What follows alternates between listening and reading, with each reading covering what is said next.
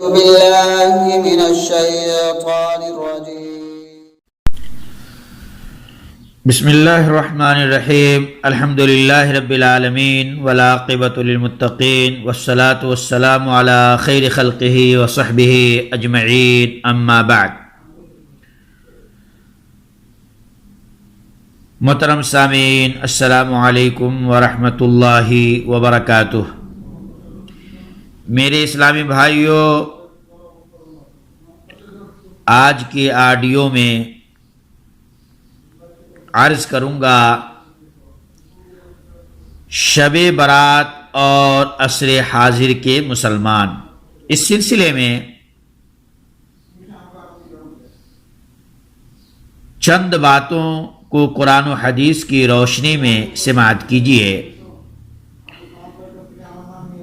میرے دینی اور ملی بھائیوں، 15ویں شعبان کی رات کو عرف عام میں شب برات کہا جاتا ہے.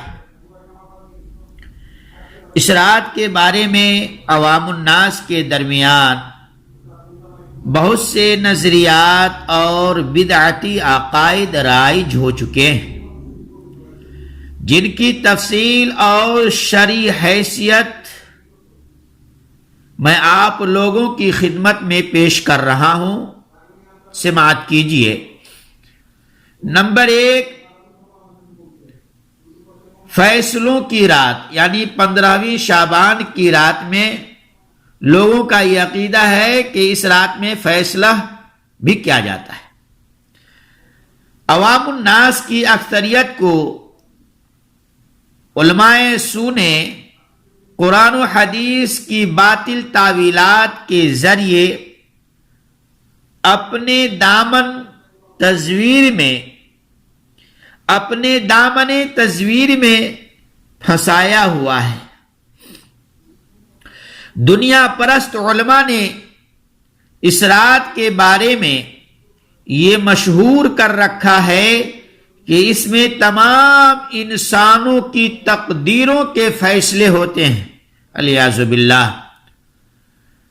اور وہ دلیل کے طور پہ قرآن پاک کی اس آیت کو پیش کرتے ہیں، انا انزلناہ فی لیلۃ مبارکہ انا کنا منذرین. یقیناً ہم نے اسے بابرکت رات میں اتارا ہے، بے شک ہم ڈرانے والے ہیں. سورہ دخان آیت نمبر 3. حالانکہ یہاں پر اللہ تعالی نے وضاحت نہیں فرمائی کہ لیلہ مبارکہ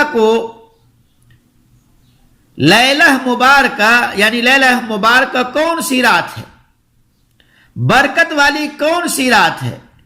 دوسرے مقام پر اس کی توضیح کی ہے کہ لیلہ مبارکہ سے مراد لیلۃ القدر ہے، اور ہر مسلم اس حقیقت سے آشنا ہے کہ لیلۃ القدر ماہ رمضان میں ہوتی ہے، نہ کہ شعبان کی 15ویں رات کو.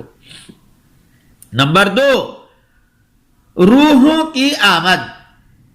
لوگوں کا یہ بھی عقیدہ ہے کہ 15ویں شعبان کی رات میں روح بھی نازل ہوتا ہے. دوستو غور سے سنیے، عوام الناس میں یہ سوچ بھی سرایت کر چکی ہے کہ اس رات مردوں کی روحیں اپنے اپنے گھروں میں آتی ہیں. حالانکہ باری تعالی نے اس نظریہ کی تردید اپنے اس فرمان میں بخوبی کی ہے، وَمِن وَرَائِهِمْ بَرْزَخٌ إِلَى يَوْمِ يُبْعَثُونَ. اور ان مرنے والوں کے درمیان دوبارہ جی اٹھنے کے دن تک ایک آڑ حائل ہوگی. سورہ المومنون آیت نمبر 100. نمبر 3، زیارت قبور.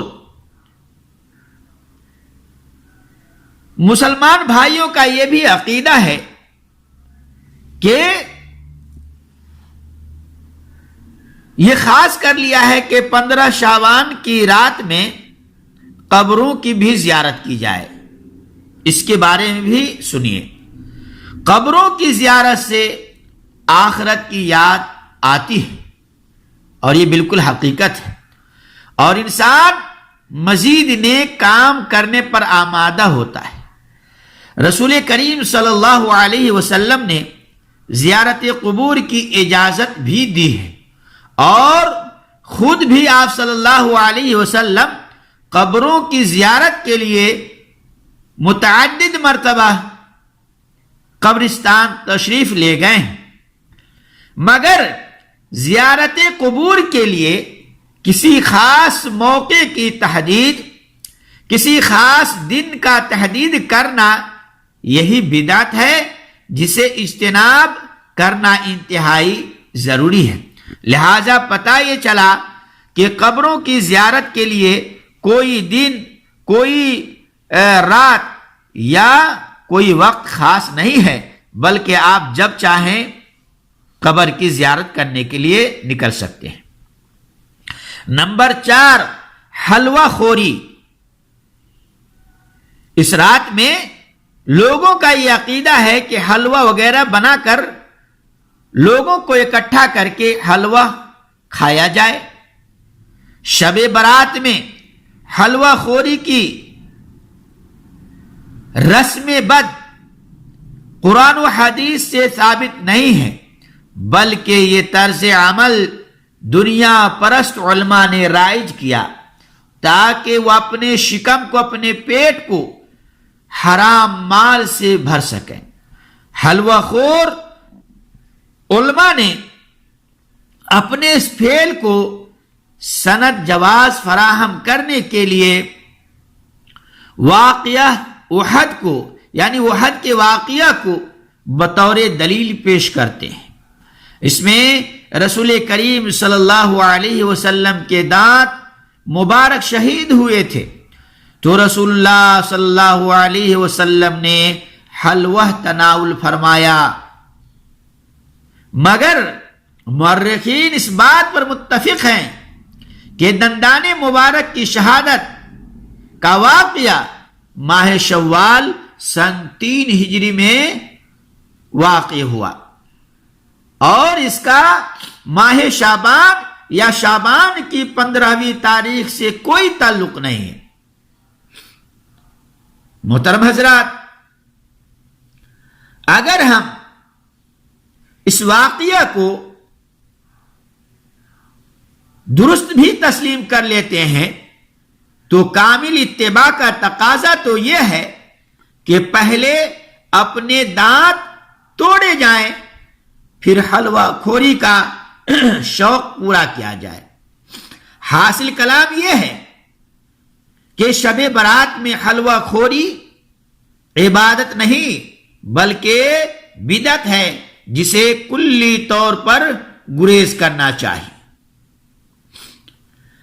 اللہ تعالیٰ سے دعا ہے کہ اللہ تعالیٰ ہم تمام مسلمان بھائیوں کو ان ساری باتوں سے بچنا چاہیے جو اللہ کے نبی صلی اللہ علیہ وسلم سے ثابت نہیں ہے اور صحابہ کرام نے نہیں کیا. گویا یہ سب بدعت ہے، اور ان خرافات و بدعات سے ایک موحد مسلمان کو الگ تھلگ رہنا چاہیے. اللہ رب العالمین ہم تمام مسلمان بھائیوں کو اللہ کے نبی صلی اللہ علیہ وسلم کی سنت پر عمل کرنے اور خرافات و بدعات سے بچنے کی توفیق عطا فرمائے. آمین. وصلی اللہ علی نبینا محمد. والسلام علیکم ورحمۃ اللہ وبرکاتہ.